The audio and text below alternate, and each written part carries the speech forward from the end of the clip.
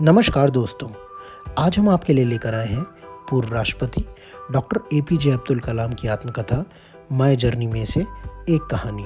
यह कहानी उनके पिताजी और उनके रिश्ते की बुनियाद को दर्शाती है। हम उनकी किताब में से आपके लिए आगे 15 और ऐसी कहानियां लेकर आएंगे। आज की कहानी का शीर्षक है मेरे पिताजी की सुबह की सैर। आइए कहानी सुनते हैं।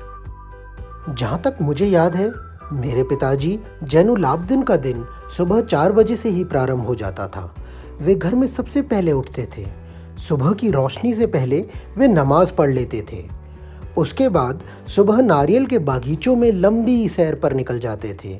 हम छोटे से शहर रामेश्वरम में रहते थे, जो कि तमिलनाडु में एक छोटा सा द्वीप है। भारत के दक्षिणी तट पर स्थित होने के कारण यहाँ सुबह जल्दी ही हो जाती है और हमारा दिन सूर्योदय, सूर्यास्त तथा समुद्र की लहरों के साथ आगे बढ़ता है।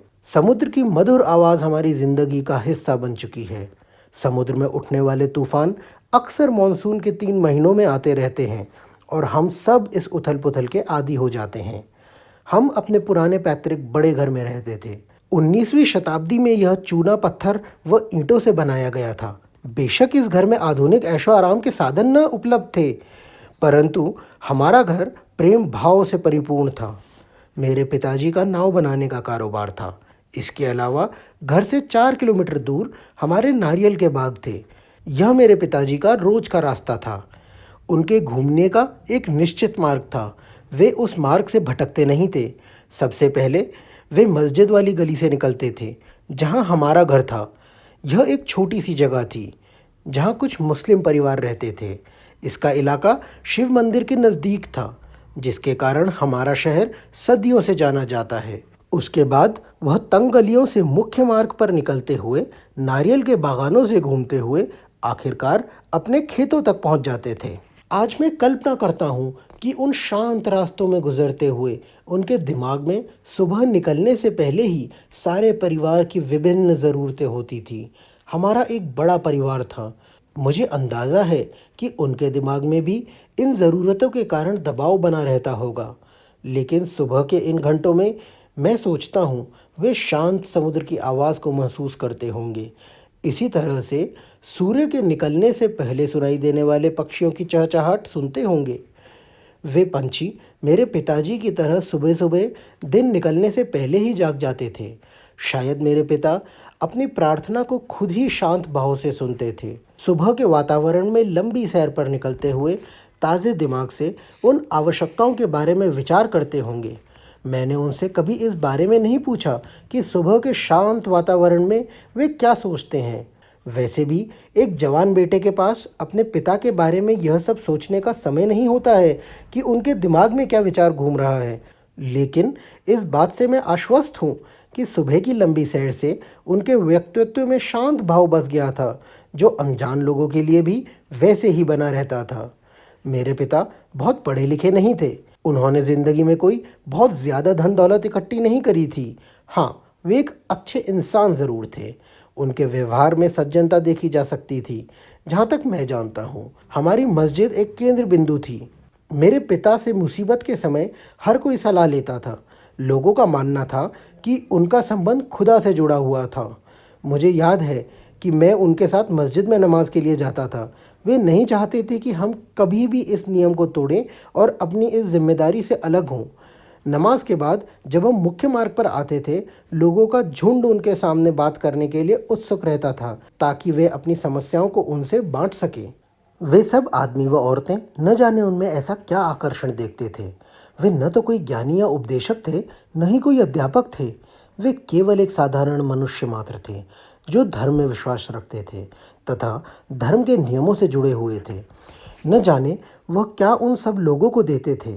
मैं अब सोचता हूँ कि उनकी तकलीफ़ों को ध्यान से सुनने से ही उन लोगों को विश्वास हो जाता था कि वे उनके साथ हैं, और उनका मन शांत हो जाता था। वे उन लोगों के लिए दुआ करते थे। कई लोग उन्हें पानी का कटोरा देते थे। वे उस कटोरे में अपनी उंगलियों के ऊपरी भाग को छुआकर दुआ करते थे। इसके बाद वह पानी उस बीमार आदमी को दे दिया जाता था। बाद में वह आदमी ठीक होकर अपने परिवार के साथ शुक्रिया अदा करने आता था। मैं नहीं जानता वे ऐसा क्यों करते थे।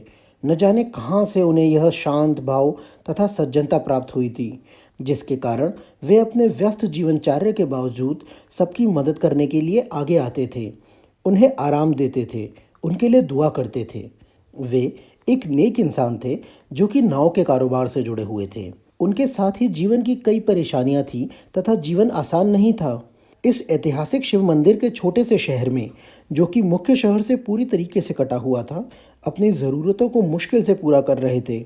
मुझे याद नहीं आता कि उन्होंने अपने जीवन में किसी भी इंसान से जो मदद के लिए आया हो, उससे बात करने से मना किया हो। यकीनन बिना किसी शक के यह कहा जा सकता है कि वे पूरी तरीके से आत्मिक ज्ञान से भरपूर थे और उनका सीधा संबंध खुदा से था। उन्हें धार्मिक ग्रंथों का ज्ञान था। वे पूछे जाने पर युवकों की शंका का निदान करते थे और उन्हें ज़रूरी सच्चाई से अवगत कराते थे। जब मैं उनसे प्रश्न पूछता था, वे जवाब देने में झिझकते नहीं थे तथा सरल भाषा में शंका का निदान करते थे। वे सीधी सरल तमिल भाषा में जवाब देते थे। एक बार मैंने उनसे पूछा, आपके पास ये लोग क्यों आते हैं? आप इनकी मदद के लिए क्या करते हैं? मुझे आज भी 50 वर्षों के बाद उनकी यह बात याद है। जब कभी भी इंसान अपने को अकेला देखता है, वह निश्चित रूप से अपनी तकलीफ़ों को दूसरों से बांटना चाहता है। वह उनसे अपनी सहायता की उम्मीद करना शुरू कर देता है।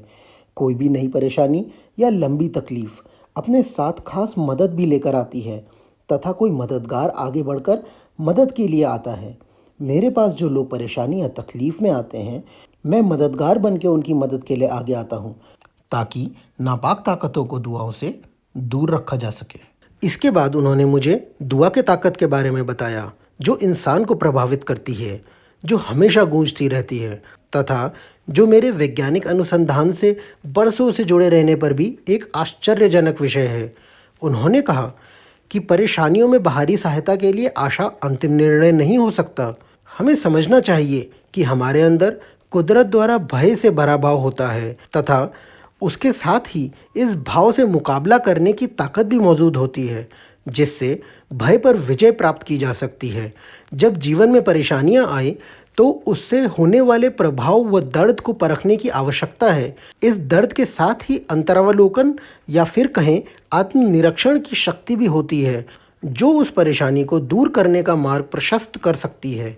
जीवन की कठिन परिस्थितियों में और असफलता के क्षणों में मुझे जीवन में अपने पिता से मिली सलाह मेरे अंदर ऊर्जा भर देती है। यह वह शक्ति बनकर आती है जिससे मेरी हिम्मत बढ़ जाती है। मैंने अपने शहर रामेश्वरम से मीलों दूर यात्रा की है। मैंने उन स्थानों का भी दौरा किया है जिनकी मैंने कभी कल्पना भी नहीं की थी। लड़ाकू विमानों के अंदर रहने के अलावा देश के उच्चतम पद पर आसीन होने तक मेरे दिमाग में हर समय उनके शब्द झंकृत होते रहे हैं, जो मेरे जीवन की शक्ति है। हम सबके जीवन में दिव्य शक्ति विद्यमान है, जो हमें नकारात्मक क्षणों में तथा दुख के पलों से उभरने की शक्ति देती है। अगर हम अपने मस्तिष्क को जागृत कर लें और उस शक्ति को उजागर कर लें, तो हमें सफलता का मार्ग मिल सकता है तथा हम उच्च स्थान प्राप्त कर सकते हैं। हमें अपनी सीमाओं से बाहर आकर अपने दिमाग में बसी उस शक्ति को उभारना होगा। मैं जब भी अपनी परेशानियों से घिरा होता हूँ, उस समय यह कल्पना मेरी हिम्मत बनाती है। मैं अब 82 वर्ष का हो चुका हूँ। पिताजी की तरह मेरा दिन भी सैर के साथ ही आरंभ होता है। मैं हर सुबह सूर्य की नई महक को महसूस करता हूँ। सूर्य के उदय होने से पहले की रोशनी को देखता हूँ, जो कि आकाश में सूरज के उगने से पहले फैल जाती है। इसी तरह से पंछियों की मीठी ध्वनि और सुबह की ठंडी ठंडी हवा को महसूस करता हूँ। मैं समझता हूँ कि सुबह की कीमती पल हमें प्रकृति के नज़दीक लेकर जाते हैं। हर सुबह इन खुशबुओं के साथ मिलकर फिर अलग हो जाती है। प्रकृति द्वारा हर रोज़ एक नया नाटक रचा जाता है। मैं अपने को इन सब से अलग नहीं रख सकता तथा इनका भरपूर आनंद लेता हूँ। अपने पिता की तरह मैं विभिन्न शहरों में अपने काम से जाता रहता हूँ। सुबह की यह सुंदरता, शांत भाव हर शहर में एक जैसा ही मिलता है। मैं किसी भी शहर में क्यों ना हूँ, मैं वहाँ विशाल पेड़ों को ढूंढता हूँ, जो कई बरसों से विद्यमान हैं, जिन पर विभिन्न पक्षी रोज सुबह नए उत्साह से चहकते हैं तथा ठंडी हवा के झोंके पत्तों को हिलाते हैं। चाहे वह गर्म दिन हो या फिर हल्की फुल्की ठिठुरन, मेरी सांसें इस वातावरण के साथ घुल मिल जाती हैं।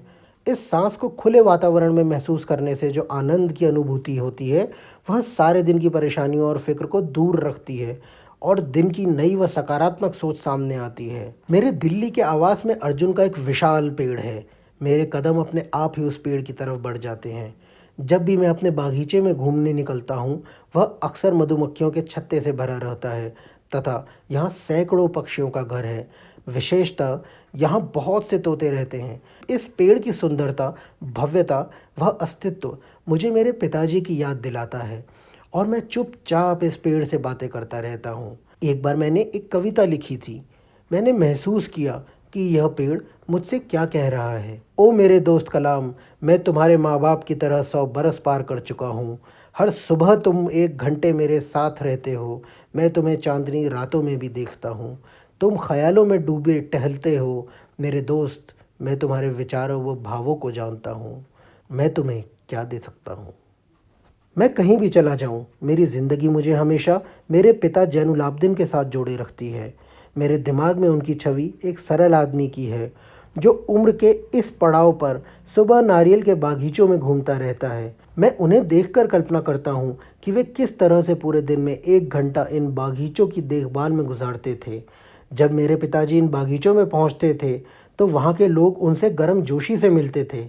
वहाँ एक सुखद वातावरण बन जाता था। एक जगह कुछ देर के लिए जैनुलाब्दीन कहीं बैठ जाते हैं। एक आदमी नारियल के पेड़ पर चढ़ता है। वह अपने चाकू से लगभग आधे दर्जन नारियल काटता है। नारियल धम की आवाज़ से नीचे गिरते हैं। वह आदमी नीचे उतर कर आता है, उन नारियलों को ठीक तरह से एक बंडल में बांधता है। अब 2 आदमी कुछ देर तक बातचीत करते हैं। अक्सर उन पेड़ों के बारे में बात करते हैं।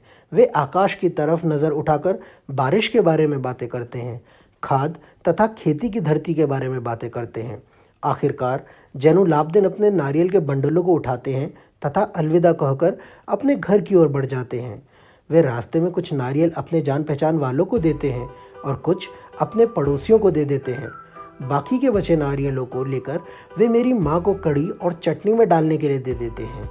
मेरे दिमाग में अभी भी वे पल जीवित हैं जब मैं नीचे बैठकर अपनी माँ के हाथों का बना हुआ स्वादिष्ट भोजन खाता था। एक पत्तल में मेरी माँ चटनी परोस कर देती थी, जिसका स्वाद आज भी मेरी स्मृति के साथ जुड़ा हुआ है। उस चटनी का स्वाद मुझे आज भी नहीं भूला, क्योंकि उससे मेरे पिता की यादें जुड़ी हुई हैं। उसमें उनकी कड़ी मेहनत व दुलार की खुशबू थी।